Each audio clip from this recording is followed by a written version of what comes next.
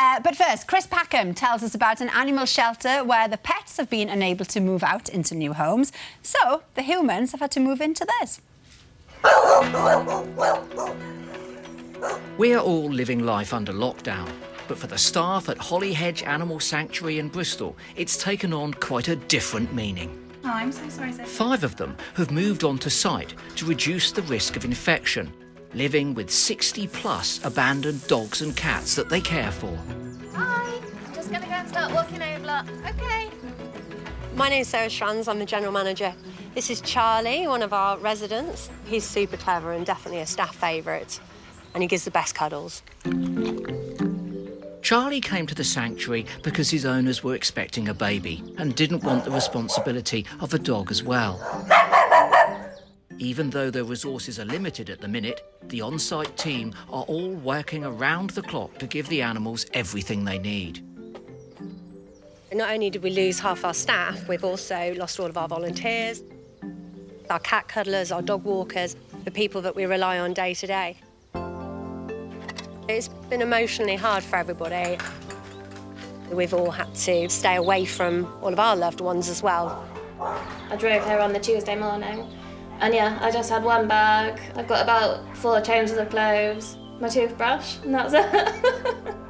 As soon as you come into the kennels or the cattery and you see all their faces, you're spurred on to do whatever it is you need. Yeah! The sanctuary can only take animals in on an emergency basis under lockdown. They don't usually house feral cats as they don't get on with domestic moggies. But they've made exceptions for McFluffster and his gang, who were due to be rehomed on a local farm. Their home fell through due to the coronavirus outbreak. So this is their new pad for the next couple of months till we can safely find a home for them and relocate them. So I'm Lucinda, I'm the Kennel and Cattery Manager here at Holyhedge. This is little Bonnie, who arrived last year as a kitten.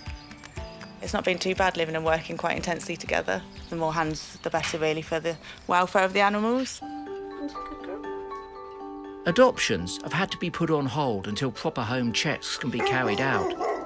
A pet during lockdown may appeal to some people, but it's a real worry for Sarah. Because they're not working full-time, they're sitting at home thinking, how can I get some exercise? I know, let's get a dog. And the theory is lovely, but when people go back to work, we're going to see an influx of people unable to cope. The staff are offering advice to people who've taken in dogs from the sanctuary. Some of them are struggling under lockdown. That's really tough at the moment when you can't put them in the car to drive to a walk and you are having to lead walk them. We've got a harness now, which is better than him being on his lead, on his collar. Punk was recently adopted by Steve, but he isn't used to being walked on his lead near traffic. Tina, the behaviourist, is getting used to helping out via video calls. He tends to launch at every single car, every bike. I would start to do some work with that in the house and in the garden. I can send you some video clips as well.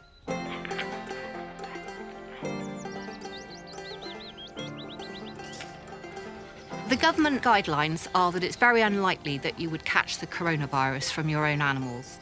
But their advice is to try and not go and touch other people's animals, so you're not touching other people's dogs whilst you're out walking. The staff here may have chosen to isolate for the sake of the animals, but their volunteers and supporters certainly haven't forgotten about them. There's a nice little note there from someone with some donated cat food. Keep smiling, thank you. Little notes like that make our day. Come and have a cuddle. I have no idea how long we're going to be in this position, but I'll be here as long as I need to be. Well, shelters all over the country are in a similar situation.